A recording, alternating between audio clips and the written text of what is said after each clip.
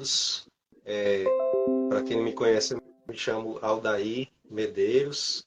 Eu sou seminarista da Diocese de Caicó, no Rio Grande do Norte.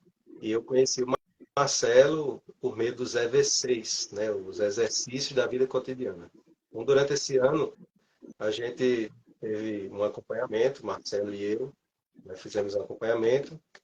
E o Marcelo tem essa proposta interessante, né, Marcelo, de falar sobre espiritualidades. Durante várias oportunidades esse ano, a gente marcou um encontro de se encontrar online para conversar sobre os EVCs e eu não pude, tive que adiar os encontros, porque Marcelo estava em alguma festa de padroeiro, né? Então eu acho que essa atividade intensa aqui da vivência das festas de padroeiro aqui na minha diocese, aqui na nossa região do Nordeste, de modo geral, mas hoje eu acredito que você me convidou para falar especificamente sobre a realidade da nossa diocese, não é isso? É isso.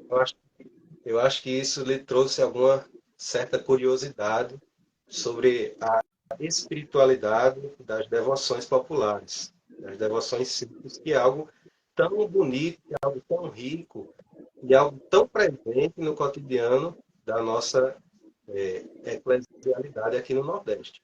Não somente aqui no meu estado do Rio Grande do Norte, mas em todo o Nordeste a gente vê como a devoção popular serviu para fomentar a fé de muita gente, né? Durante gerações, na verdade.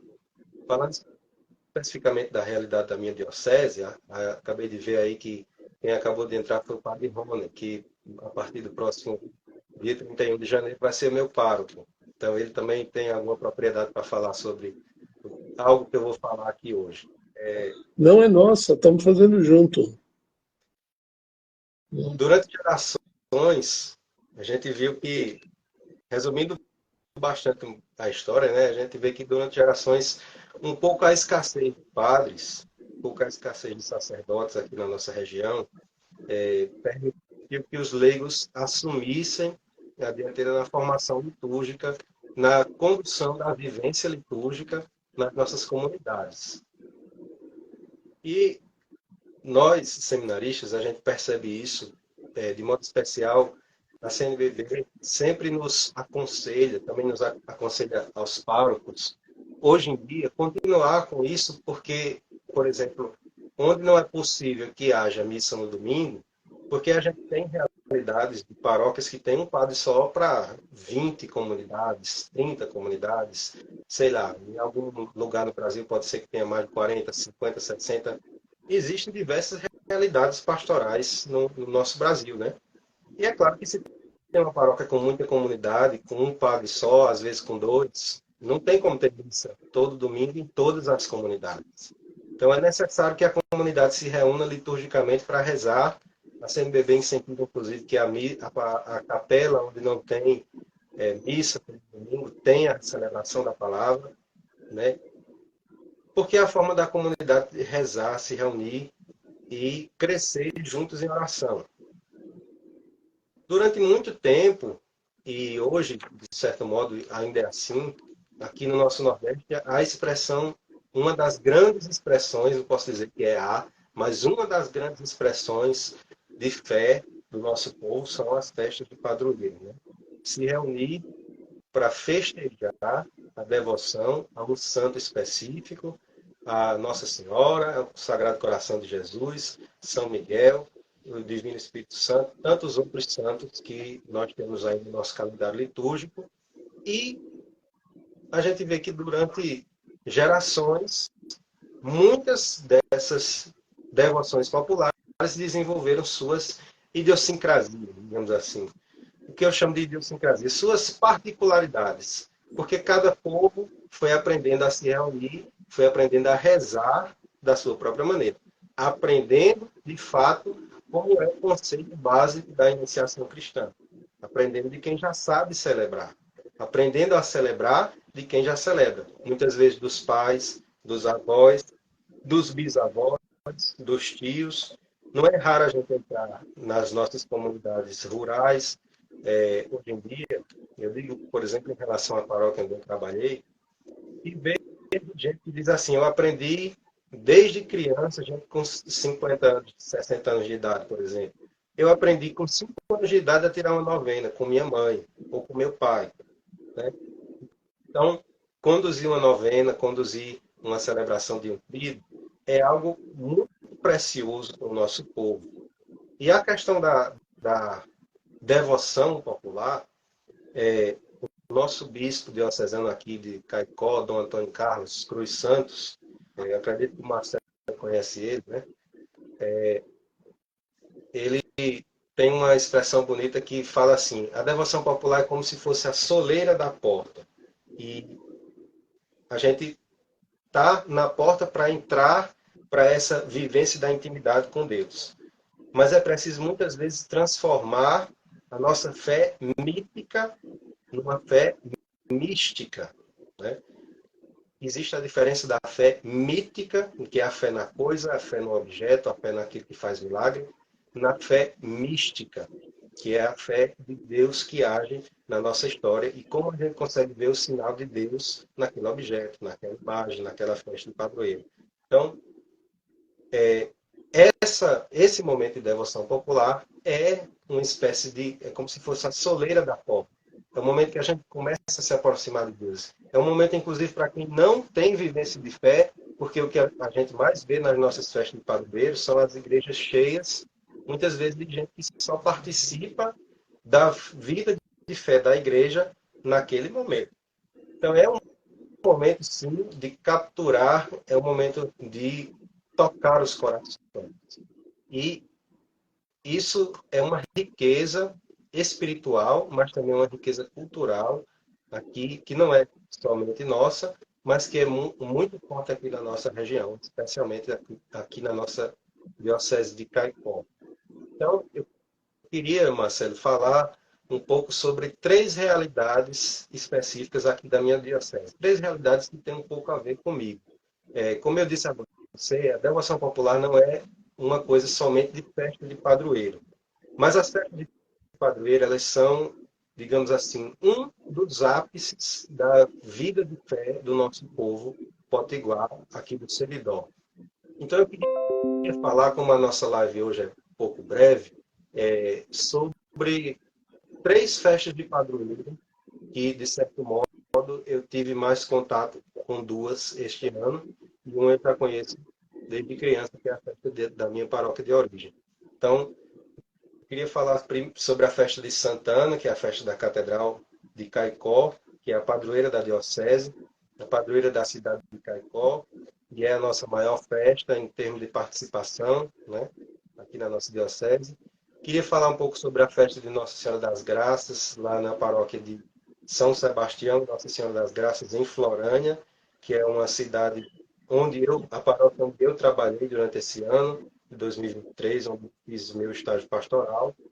E também falar sobre a festa de Nossa Senhora das Vitórias, que é aqui da minha cidade de origem, Carnaúba dos Dantas, onde eu estou nesse momento, na casa dos meus pais, né?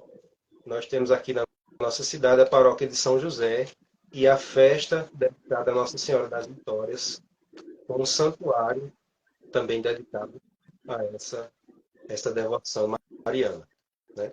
Essas 3 festas que eu escolhi, de modo especial, a festa de Santana, porque por se tratar da maior festa, também por ser a festa da nossa catedral, e essas outras 2, as festas de Nossa Senhora das Graças e Nossa Senhora das Vitórias, porque além de elas terem algumas coisas em comum, que é algo que eu vou falar daqui a pouco, elas também são as festas dos santuários, os 2 maiores santuários aqui da nossa diocese. Então, são os 2 santuários que nós temos, o Monte das Graças, lá em Florânia, e o Monte do Galo, aqui em Carnaúba dos Dantas, com a devoção à Nossa Senhora das Vitórias. Nosso bispo considera esses 2 lugares de peregrinação como sendo as maiores expressões de santuário que nós temos aqui na nossa diocese, e por isso eles têm sido fortemente investidos na infraestrutura deles, desde há 2 anos atrás, mais ou menos 2 anos e meio atrás, os 2 santuários têm investido na evangelização para cativar cada vez mais e acolher bem os romeiros. As nossas santuários recebem muitos romeiros. Então, Posso perguntar uma coisa? Só perguntar aqui em São Paulo, a gente tem mais comum, por exemplo, tem um lugar na minha diocese que você antigamente se fazia, especialmente na época da escravidão, tinha o dia de limpar, que era o dia de limpar a frente da igreja. E esse pó dia da frente da igreja lá, dessa cidade específica, né? E o pó que se junta da limpeza, ele é bento, vamos dizer assim. As pessoas levam um pouquinho do pó, né? Então a gente vê tem muitas formas de devoção que não são tão litúrgicas assim, né? E a gente vê muito isso nas festas populares, assim, porque como houve esse grande desamparo, essa falta de padres e tal, e o povo tinha que se virar como dava, né? Eles iam rezando um terço, iam conversando, iam arrumando, né? A gente tem aqui também a limpeza das escadas, que é um projeto, uma coisa que acontece junto com o pessoal do Candomblé, né? Tem caminhadas, então é muito interessante essa participação do povo, porque eu acho que o mais legal dessas festas e dessa devoção popular, porque numa novena eu posso ir de chinelo, eu posso ir com a roupa que eu tô, né? Uhum. Quando eu vou na festa, tem toda uma outra preparação que tem que fazer, tem que ter dinheiro para as crianças comer alguma coisa, tem que ter, né? A festa já é uma coisa que se faz com mais espaço entre uma coisa e outra. E às vezes também essa é o único evangelho que esse povo tem, né? Para conseguir seguir em frente com a fé dele. E acho que eu vejo que a igreja tem se aberto muito para essas coisas, essas festas e essas celebrações de devoção popular, né? Que é o que você está falando, né? Uhum. Pois é, porque a devoção popular, como o próprio nome já é autoexplicativo, né? Ela parte da noção do povo de religiosidade. Então, por exemplo, um exemplo que eu poderia citar aqui, baseado nisso que você estava falando, é uma coisa que é muito presente também aqui na nossa diocese, em várias paróquias, não sei se tem aí pela região sudeste, mas aqui nós temos a Irmandade do Rosário. Não sei se você já ouviu falar. Nós temos algumas festas de Nossa Senhora do Rosário, em algumas paróquias. E a Irmandade do Rosário é uma irmandade tradicionalmente que surgiu com os escravos, né? E os escravos faziam a sua própria leitura da sociedade daquela época. Tem a corte da Irmandade, tem o Rei do Rosário, né? E até hoje nós temos algumas Irmandades do Rosário. Um destaque, por exemplo, para a Irmandade do Rosário de Caicó. Em Caicó tem também a festa de Nossa Senhora do Rosário, que faz parte da paróquia de Santana, que é a paróquia da Catedral, né? É uma festa que tem a participação da Irmandade do Rosário. Todo ano tem a coroação de um novo rei do Rosário. Então, isso é um elemento cultural de uma releitura que os escravos faziam da sociedade naquela época para vivenciar a sua própria sociedade e a sua fé, né? Então, nós Em temos... algumas cidades tem até guarda, né? Uhum. Aí no Se Sudeste tem tem, Rosário? tem. As irmandades, na verdade, era a única forma que o povo negro tinha de juntar algum dinheiro, né? Porque eles não podiam abrir conta em banco. De modo E especial, no século XVIII, né? Alguma parte do século XIX também, era o que hoje nós chamamos de irmandade, era muito presente nas igrejas, né? Em Minas Gerais a gente vê muito isso. Tinha Irmandade de tudo, Irmandade do Santíssimo Sacramento, né? Irmandade do as ordens terceiras, né? A Ordem Terceira Carmelita, a Ordem Terceira Franciscana. Então, tudo isso foram elementos da cultura popular que foram se espalhando pelo Brasil, que foram se misturando com a vivência social de cada lugar e foi dando origem a essas devoções populares. Desculpa, Marcelo, eu te cortei. Você estava falando alguma coisa? Não, não, eu estava falando justamente isso, que as irmandades elas surgem. Aqui em Bragança, por exemplo, a Santa Casa, e a maioria das Santas Casas do Brasil, esses hospitais chamados Santa Casa, eles têm a ver. O daqui de Bragança eu sei que é eles têm inclusive uma vocação que não deixam de atender pessoas pobres, porque tem no contrato isso, né? Porque o dinheiro usado para construir essa estrutura toda que se chama Santa Casa foi dinheiro das Irmandades. Porque o que acontecia é que alguns guardavam dinheiro e morriam. Outros guardavam dinheiro, porque esse dinheiro era um dinheiro que você sacava na medida que você tinha necessidades especiais. Por exemplo, vamos dizer que você e sua mãe foram escravos de uma família. E aí morreu o pai.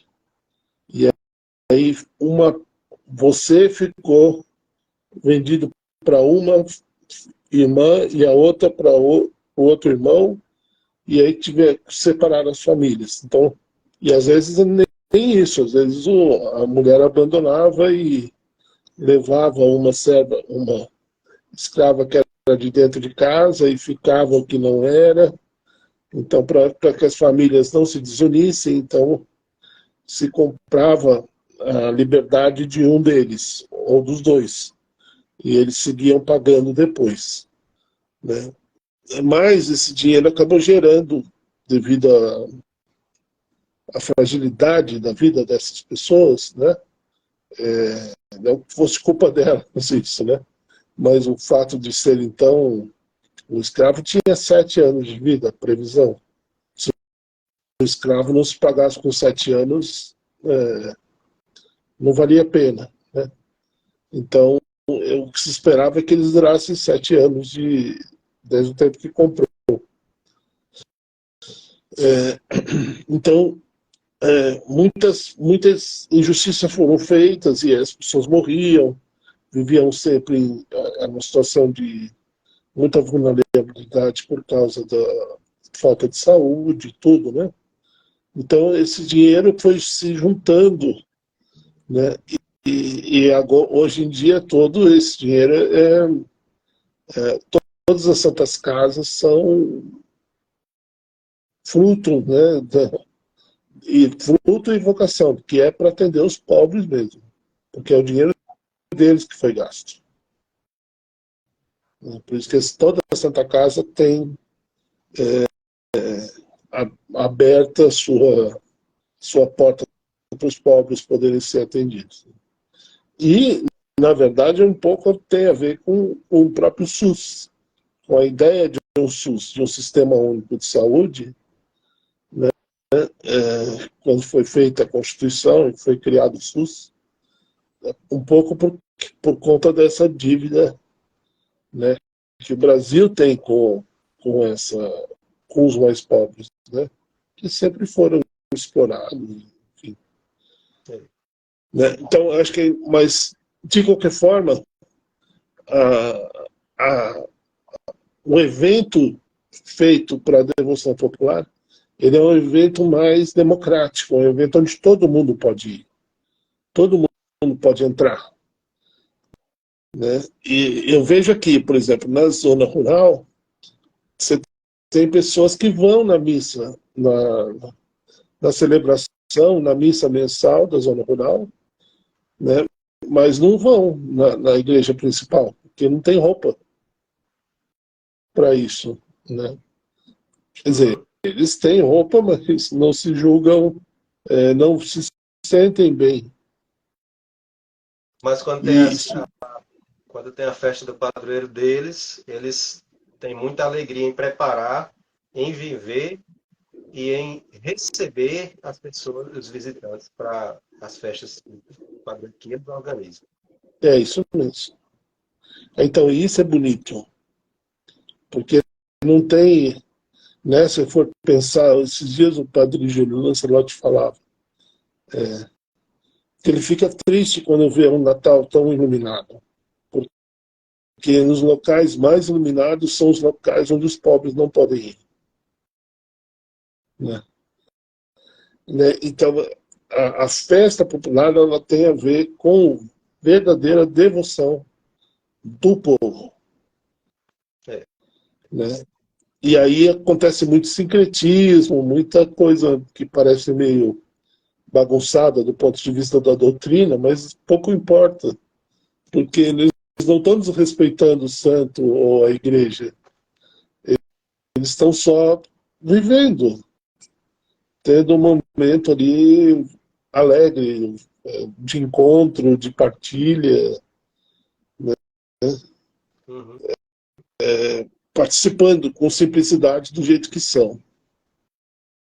Então é isso que eu acho que é muito legal de se comentar sobre as festas. Né?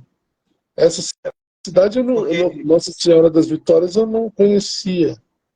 Carnaúba, né? isso, Carnaúba dos Dantes. Vou já explicar sobre a origem. É, exatamente falando sobre esse ponto, a origem das devoções, né? Pegando essas três festas que eu selecionei para falar aqui, a festa de Santana, por exemplo, a nossa Catedral de Santana, que hoje é a Catedral de Caicó, começou como uma capelinha erigida como fruto de uma promessa de um vaqueiro. É interessante como muitas vezes as nossas devoções surgem dessas situações, como eu falava no início, essas situações míticas que às vezes se transformam numa fé mística, né? Como ver, enxergar Deus agindo na nossa vida por meio desses sinais. Diz a lenda, né, que um vaqueiro lá na época de 1600 e alguma coisa, quando o Brasil tinha acabado de se transformar, de sair do regime das capitanias hereditárias, né? Um vaqueiro passando por aquela região viu um touro muito bravo que ele jurava que estava possuído, né, pelo demônio. E aí ele suplicou a proteção da mãe de Deus, que é Santana, né? A mãe da mãe de Jesus, a mãe de Maria. E aí, segundo a lenda, o espírito maligno saiu do touro, entrou numa cobra, e aí a cobra se jogou dentro de um lago, o lago que existe até hoje, né? E aí esse vaqueiro foi salvo, teve a sua vida salva. E aí com a água desse lago ele construiu a capelinha, que depois foi aumentada e se tornou a igreja matriz de Santana, a matriz de Caicó. Isso lenda de mais de 200 anos atrás. Mas o que é fato é que ao longo dos anos a devoção a Santana não se situou apenas em Caicó. Todo ano a gente recebe em Caicó milhares de peregrinos durante o novenário da Festa de Santana. A Festa de Santana que acontece no mês de julho, de modo a acabar no domingo seguinte ao dia 26. Como a gente sabe, o dia 26 de julho é o dia litúrgico de Santana e São Joaquim. No dia 26 de julho se encerra a festa de Santana de Currais Novos, que é outra cidade, outra paróquia também muito grande, a festa. E no domingo seguinte se encerra a festa de Caicó. Então, acontecendo 10 dias, a festa de Santana de Caicó começa num dia anterior ao primeiro dia, digamos assim, né? Ao primeiro dia de novenário. A festa de Santana começa com a chegada dos peregrinos de Santana. Existem várias caravanas de pessoas que saem a pé de outras cidades para vir para Caicó como uma forma de penitência, como uma forma também de convivência, né? Porque são várias caravanas. Então, no dia anterior ao primeiro dia, digamos assim, o primeiro dia que seria o dia da procissão de abertura, onde iniciaria o novenário. No dia anterior já tem a chegada da caravana, já é uma festa grande em Caicó, já é a recepção dos peregrinos, já é uma coisa que movimenta toda a cidade. E o que é interessante ver nas nossas festas de padroeiro, não só em Caicó, mas em todas as nossas cidades, eu falo em Caicó com relação a Santana, mas Santana não é a única festa do município de Caicó, né? Em Caicó, atualmente, nós temos 7 paróquias, sendo que Santana é a paróquia mais antiga e é também a maior festa. Mas é a festa da cidade, a festa com que o povo se identifica, o povo da cidade, né? E também a festa que recebe peregrinos de fora. Mas as nossas festas, como você falava, elas são um momento de festejo de toda a cidade. Não é uma coisa somente religiosa. O coração das festas de padroeiro é a vida religiosa e ela existe por causa da vida religiosa. Mas as festas de padroeiro são também momentos oportunos de festejar, de encontrar famílias, de receber gente que mora fora e vem participar da festa. Então, é um momento que toda a cidade que está vivenciando a festa e às vezes toda a região que tem ali perto daquela cidade se reverte de alegria, de festejos durante 10 dias, né? Então tem festas também de bandas, tem festas promovidas pelas prefeituras, tem festas culturais, tem as famosas feirinhas, né? Nós temos um elemento muito tradicional da maioria das nossas festas são as feirinhas, que surgiram como feiras de cultura e artesanato e depois se tornaram também, além disso, também momentos de festejo popular, de bandas, de festa de rua mesmo.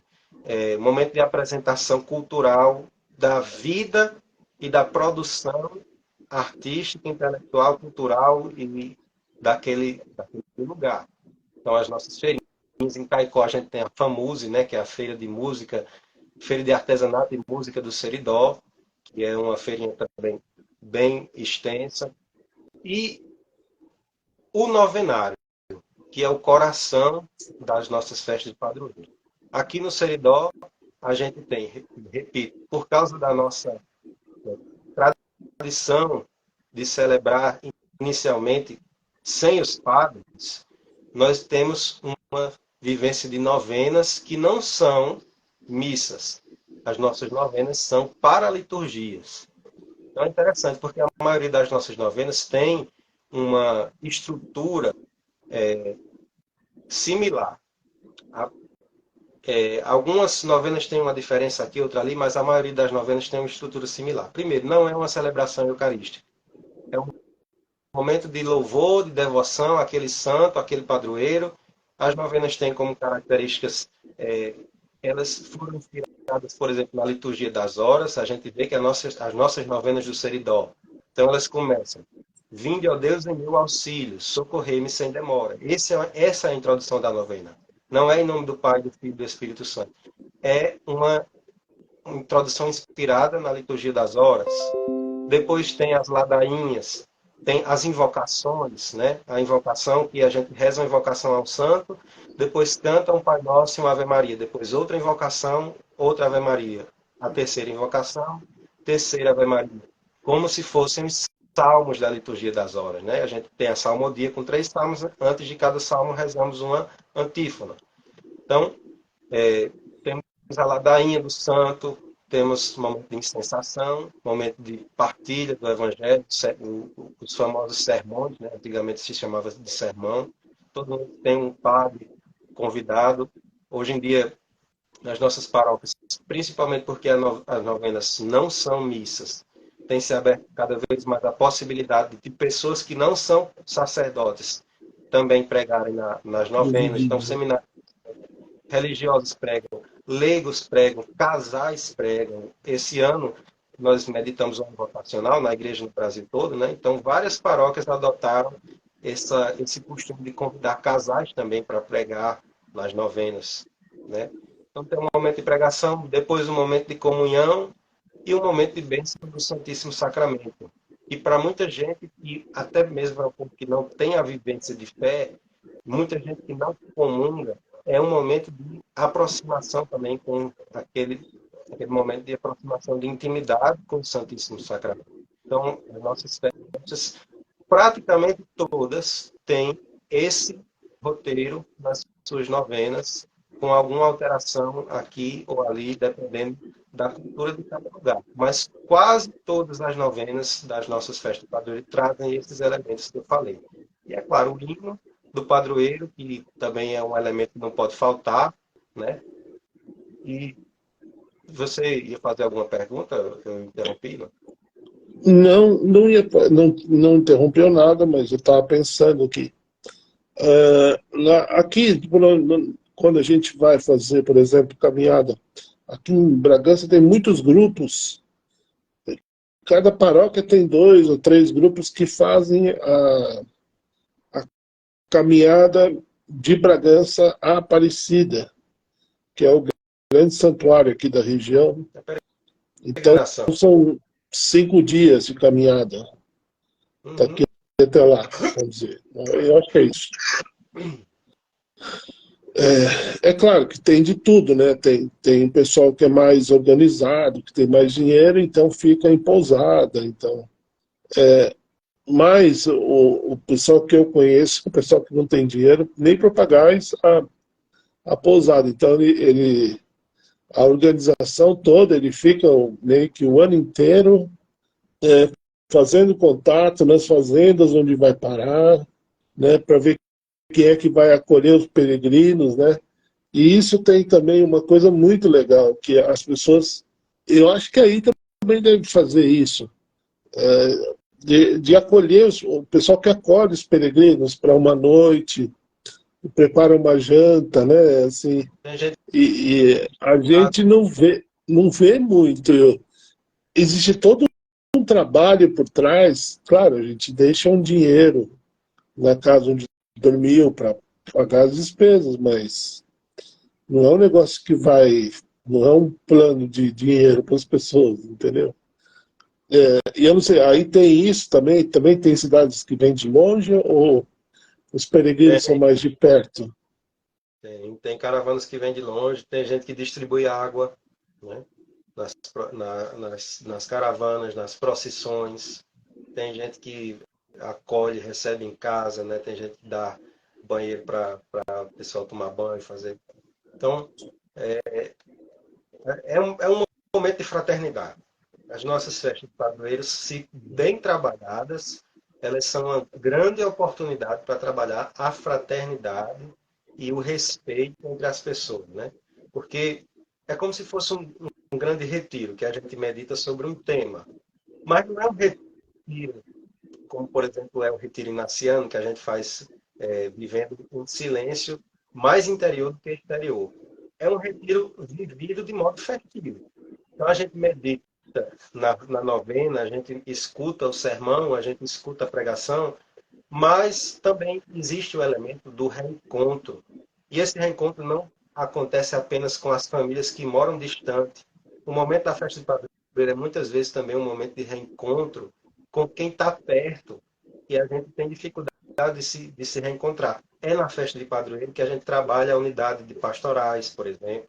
É na festa de padroeiro que a gente trabalha a proximidade do clero, porque sempre tem um padre visitante, um padre que vai para o padroeiro. No encerramento, recebem os padres vizinhos, vêm celebrar conosco, né?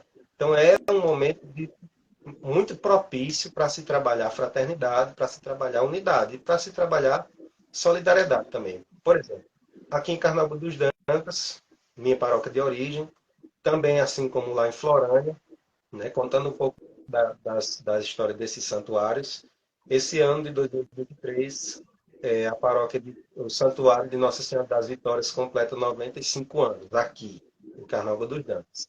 E lá em Florânia completa 75 de sua, de seu, da ereção da primeira capelinha, né? Nos dois casos. 95 anos que foi erigida a capelinha lá em cima do Monte do Galo. Aqui, 75 anos que foi erigida a capelinha de Nossa Senhora das Graças lá em Florânia. Então, nós recebemos os peregrinos. Aqui em Carnaúba, por exemplo, o dia que nós celebramos Nossa Senhora das Vitórias, não é o dia litúrgico dela. Nós celebramos no dia 25 de outubro, que é o dia que foi concluída a capelinha, né? Então, a história da devoção também à Nossa Senhora das Vitórias é bonita. um homem daqui, um Eu não agricultor. conhecia essa devoção. Nossa Senhora das Vitórias é uma devoção portuguesa. Eu acredito que ela seja a padroeira da cidade de Vitória, capital do Espírito Santo, né? Mas é, a devoção surgiu aqui da seguinte forma: um homem daqui, na época, em 1928, a cidade não era nem cidade ainda, era só um povoado. Então, Pedro Alberto Dantas era um agricultor que foi tentar a vida no Pará, nos seringais do Pará. Ele foi tentar a vida como seringueiro, e lá ele pegou uma doença muito forte, malária. Na época, uma doença incurável. E, segundo os relatos do próprio Pedro Alberto, ele, durante um devaneio ou outro, durante as febres da malária, né, ele teve uma visão de uma senhora dizendo a ele que ele ficaria curado. E depois ele ficou curado. E aí ele procurou em algum mercado de santo quem teria sido essa senhora que ele viu. E encontrou em Belém do Pará, uma imagem de mais ou menos 20 centímetros de uma santa conforme ele tinha visto no sonho. Essa santa, segundo o vendedor, era Nossa Senhora das Vitórias, uma devoção portuguesa. Aliás, a devoção de Nossa Senhora das Vitórias é a mesma devoção de Nossa Senhora do Rosário, que surgiu com o nome Nossa Senhora das Vitórias do Santíssimo Rosário, que está ligada à Batalha de Lepanto. Não sei se você já ouviu falar na história da Batalha de Lepanto, que era uma batalha de um exército católico contra um exército otomano lá no século XVI. Mas, enfim, não Que vem. é, que é o que o, que é o que o rei sumiu? Foi uma Que é batalha o de, que acho que é Portugal. a do Dom Sebastião, não? Eu não sei se era Foi a Dom. batalha. Sei que quem proclamou a devoção à Nossa Senhora pelo Rosário foi São Pio V. E aí Tá. ficou difundido em Portugal essa devoção de Nossa Senhora das Vitórias. Então, aí, quando ele comprou essa imagem, ele trouxe para cá, que era a terra dele, e lá em cima, onde hoje é o santuário, lá em cima do monte, que era a terra dele também, era o sítio dele, né, as terras que ele tinha comprado, ele construiu uma capelinha em 1928 e ele mesmo começou a celebrar a festa a Nossa Senhora. A capelinha é tão pequena, e ainda existe até hoje, tão pequena que só cabe 2 pessoas dentro, quase um oratório, né? Então, depois o santuário foi sendo expandido, o santuário foi sendo é, estruturado, e hoje nós estamos construindo um santuário maior, mas embaixo do monte. Você viu as fotos que eu mandei para você? O monte é como se Eu fosse vi. da cidade, e aí embaixo está sendo feito um santuário maior para melhor acolhida dos romeiros. Próximo ano a gente espera concluir essa obra muito abençoada, né? Então, Essas fotos eu vou colocar no perfil do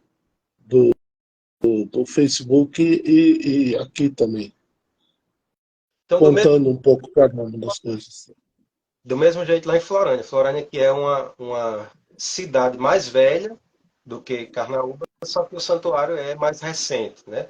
O santuário de Florânia está completando esse ano 75 anos. A história do santuário de lá Sim. também é muito interessante. Não sei se dá tempo ainda de contar. Dá. Já são 10 horas, mas a gente começou atrasado. A gente, eu É, sempre me atrapalho no começo, com esse negócio de começar. Eu sempre me envolvo em confusão e acabo atrasando. A gente passa uns minutinhos, uns 10 minutos, né? lá, Acho em, que dá tempo. lá em Florânia, a devoção à Nossa Senhora das Graças é interessante, porque diz a história que lá foi encontrado o corpo de uma menina, o corpo de uma criança morta, né? E aí não encontraram quem seria a família dessa menina. Não apareceu ninguém, ninguém conhecia. E aí enterraram essa menina e aí começaram a devoção à Santa Menina, né? O povo de lá até hoje tem a devoção à Santa Menina. E aí o povo mesmo começou a associar a Santa Menina com Nossa Senhora Menina. Tá. Não que povo acreditasse que aquela criança que estava lá enterrada fosse Nossa Senhora. Mas o povo começou uma devoção à Nossa Senhora Menina. O bispo de Caicó na época, que era Dom José de Medeiros Delgado, depois foi arcebispo de Fortaleza, depois de São Luís do Maranhão, ele, preocupado com a Igreja Católica Brasileira, que estava surgindo naquele momento, que tinha uma devoção à Nossa Senhora Menina, então ele preocupado com talvez uma confusão na cabeça do povo, ele orientou o povo que tivesse uma devoção a um outro título de Nossa Senhora, que no caso, naquele ano, era Nossa Senhora das Graças, que estava completando, não me lembro qual ano, mas estava completando algum jubileu das aparições de Nossa Senhora das Graças lá na França. E aí se começou a devoção a Nossa Senhora das Graças associada à Santa Menina, né?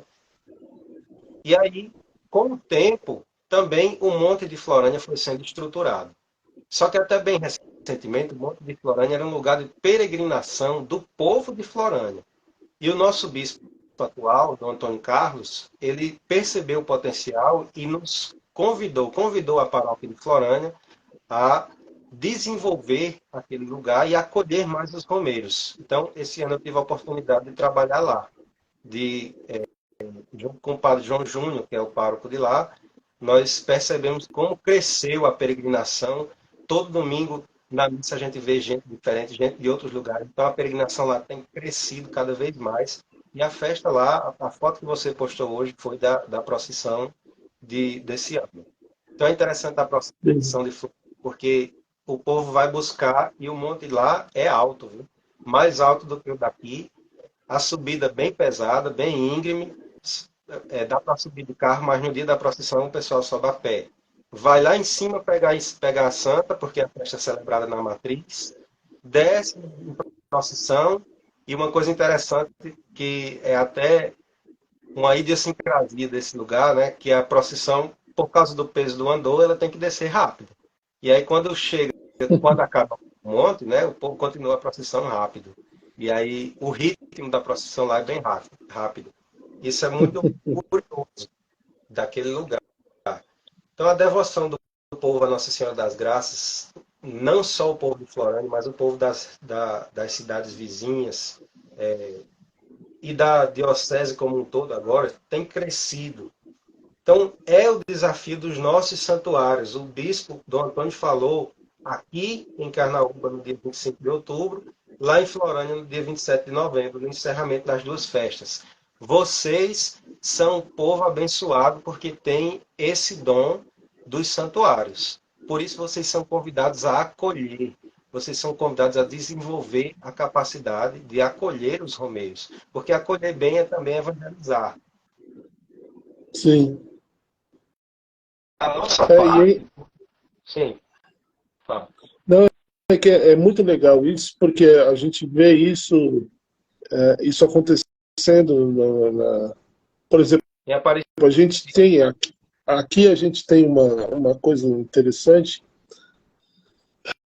A gente já fez isso em algumas capelas. Por exemplo, você vai fazer um retiro de carnaval numa capela. E aí o povo da capela se organiza para receber o grupo de jovens.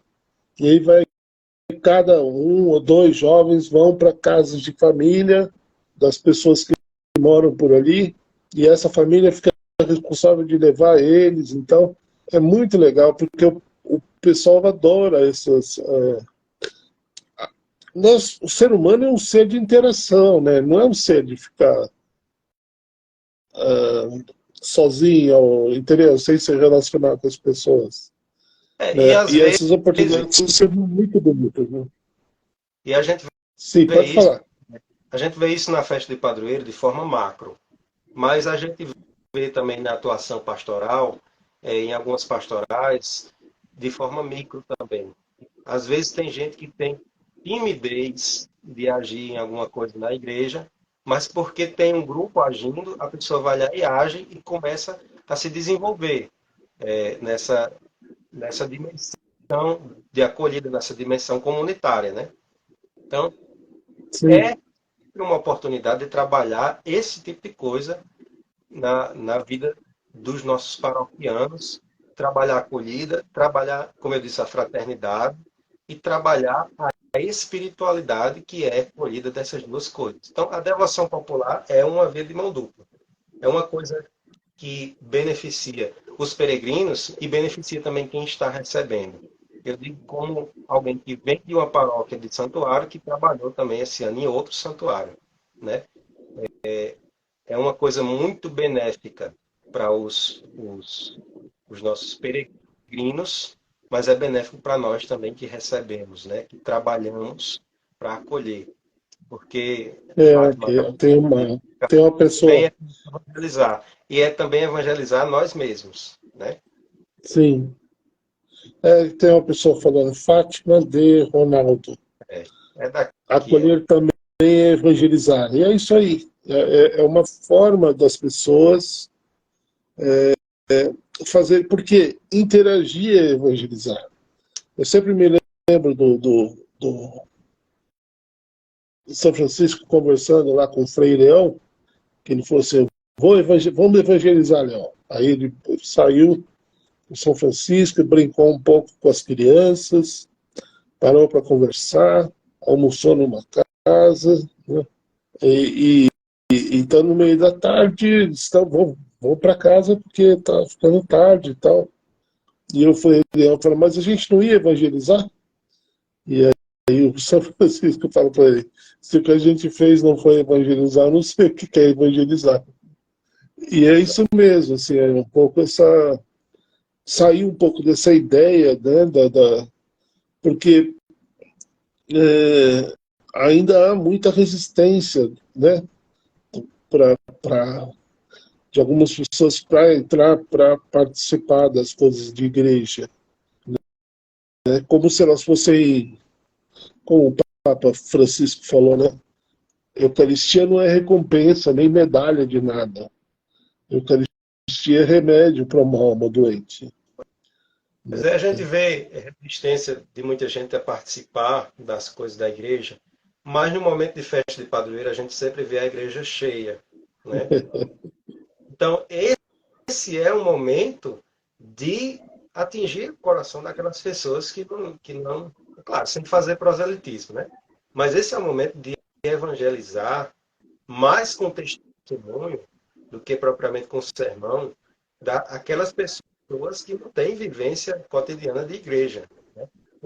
Por isso que o bispo sempre diz assim, Dom Antônio, ele sempre diz assim, quando eu faço uma homilia para muita gente, que é o caso do encerramento da festa de Santana, a maioria dos nossos encerramentos de festa, ele diz, eu não, procuro não falar com categorias teológicas, porque eu procuro falar de forma que vai atingir o coração daquelas pessoas que estão ali, que têm, nesse momento, a única oportunidade de ouvir uma palavra de Deus. Aquelas pessoas que não vêm para a igreja cotidianamente, regularmente.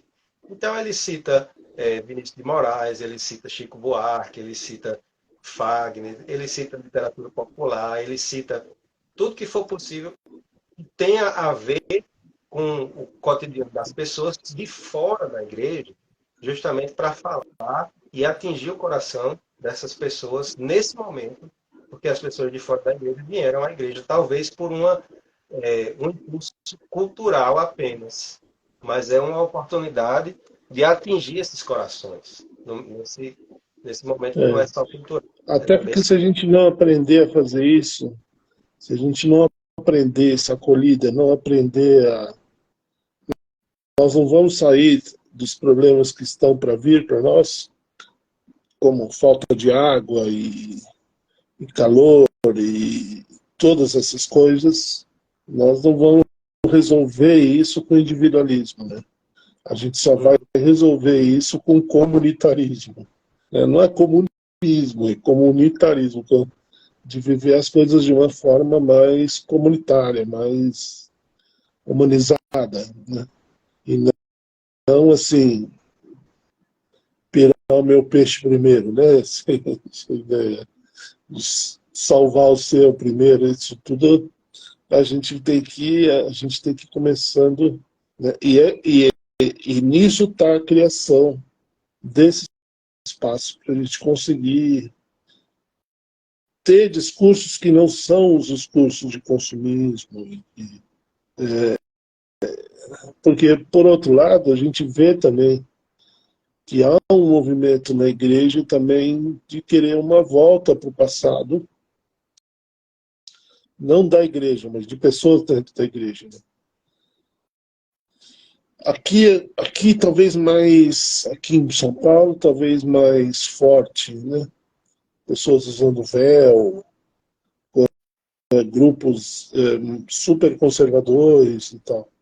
Eu não sei se aí no Nordeste tem muito disso, mas aqui a gente tem e pessoas que ficam numa atitude como se elas pudessem julgar o outro que não está na mesma sintonia, né? E eu acho legal dessas festas porque todo mundo entra e, em geral, é um espírito de festa mesmo. Né? Não são festas que dão muita confusão, quer dizer, confusão juntou muita gente, né? Botou alguém vendendo bebida alcoólica, acaba dando uma coisa ou outra, mas as festas são muito importantes para que a comunidade continue sendo comunidade. Né? E a gente possa viver, né, um outro mundo possível. Né? Uhum. Eu acho que na proposta que você me deu, de falar um pouco sobre a realidade das devoções populares aqui na minha diocese, eu acho que era um pouco isso que eu tinha para partilhar. Não sei se ficou claro, não sei se você conseguiu colher Sim. a espiritualidade que eu tentei transmitir. Aí quando eu for editar, aí eu coloco as fotos no meio. E é gente pra caramba, né? Essas fotos que você mandou para mim. É. Né? E os morros são altos também, né? Uhum. Esse lá da tua cidade aí, nossa, é um morro bem alto. É É mais alto alto, e o de, é mais alto que o de Florânia, não é? o daqui é alto, o de Florânia é mais alto. O de Florânia é mais alto? É que a foto que você mandou está mais longe. É. A- E o monte de Florânia tem como subir de carro. O daqui não. O daqui só se sobe. tá. Ou de E moto. só desce Mas, correndo, né? é, Ah, não, é de Florânia que desce correndo, né? é. Então, isso que eu queria falar um pouco dessa devoção popular, que é muito bonita. E a gente perde muito tempo em liturgismos, né? E no fim o povo vai sempre preferir um terço, né? Coisas que eles conseguem fazer e que fazem e que eu vejo, por exemplo, aqui na minha família aqui, o terço é um espaço de encontro. Né? Depois da pandemia parou, mas antes da pandemia era todo mês era na casa de uma pessoa da família e o pessoal ia mesmo, a gente participava, era super legal. Tem uma imagem de Nossa Senhora que cada mês ficava na casa de uma das pessoas da família. Então essas coisas elas trazem para gente um conforto de um passado gostoso, de uma coisa que a gente alimenta as nossas raízes, né? Porque é uma forma de oração comunitária. Né? É, A maioria das nossas devoções populares são orações comunitárias. Nossas festas de padroeiro, as peregrinações, as visitas aos santuários, os benditos que o povo canta, o povo reza. Então, são formas de oração comunitária. E é justamente no seio da comunidade que o povo é alimentado, que as pessoas são alimentadas e que têm a oportunidade de ter contato com o Evangelho. Não sei se sim. ficou claro isso que eu. Não, isso é muito claro e é muito bom. E é muito bom porque isso aí tem vida. Tem consistência, né? Vê há quantos anos se faz essas celebrações, não? O cara lá que se machucou, 1600, né? Até hoje estão fazendo a festa, né? É, Da devoção dele, é muito legal isso. Então, que são as duas coisas que mais me chamam a atenção na espiritualidade dos dias de hoje. A capacidade de sincretismo das pessoas, sem perder a capacidade de ações interreligiosas, né? Uma consciência de que os pobres são de todos, todo mundo precisa cuidar dos pobres, né? O candomblé precisa, ó, tem um professor, Lelé Ítalo. é meu padrinho. Então é isso. Então acho que a gente tem que pensar, a gente tem que buscar sempre esse espaço, porque ele é um espaço que está guardado dentro do coração da gente. Eu sou um cara da cidade, sempre vivi na cidade. Então essas devoções populares nunca me disseram muito. Mas desde que eu vim para cá tem mexido bastante comigo. Porque é uma linguagem que fala com aqueles restos ancestrais que estão dentro da gente. Eu acho que uma parte dessas coisas elas passam de uma geração para outra, não de forma mágica, mas eu acho que nós carregamos dentro do nosso DNA as coisas que os nossos avós, bisavós, tataravós gostavam, entendeu? A gente É, gosta também, né? E essas coisas puxam, recuperam, trazem à tona uma sensação de bem-estar e de ser um ser que participa, né, através da devoção popular. Então a gente podia teologicamente terminando falando, assim. Pode falar. teologicamente falando, é, é justamente isso que está na base do conceito de mistagogia, né? A mistagogia, a introdução ao mistério, ela se dá justamente por meio de um introdutor. Então a gente aprende de quem sabe, a gente aprende a celebrar de quem sabe celebrar, né? E isso que passa de geração em geração está na base do conceito, a gente vê isso quando estuda o curso de teologia, está na base do conceito de mistagogia. Então, é uma riqueza que até nós, eu como futuro presbítero, nós que somos os pastores, precisamos aprender disso, do povo, essa mística da celebrativa, né?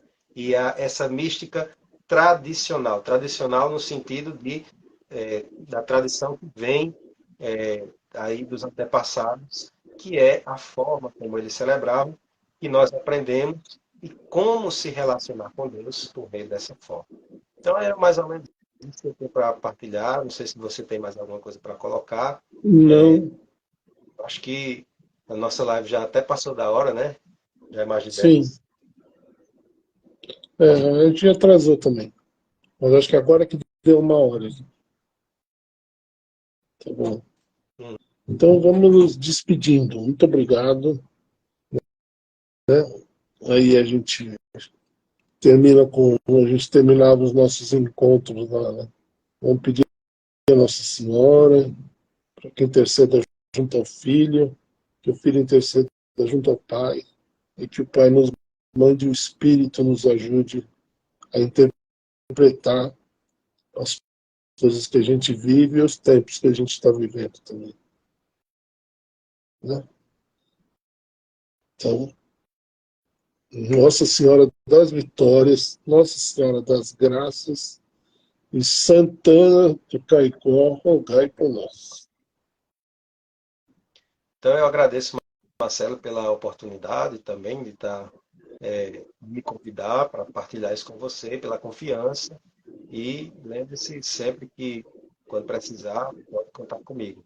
Próximo mês de Ah, janeiro, se Deus quiser, eu vou fazer o retiro de 8 dias Meu filho nascia de 8 dias lá em Baturité, no Ceará. Oi. Ah, você vai para lá agora esse ano. Em janeiro. Ó, tem comentários aí. Graças aos nossos antepassados, nós continuamos nossos princípios cristãos. Sim. E lives de muito conhecimento e diálogo sobre a nossa fé nos ajuda a crescer mais e mais. É isso mesmo. É o que a gente quer criar, né? Já que todo mundo está falando tanta bobagem por aí, que a gente fale as nossas aqui. Tá bom? Então tá. Agora eu vou ficar lutando aqui para apertar o X, que eu sempre me atrapalho na hora de terminar. A gente vai se falando, Valeu. tá bom?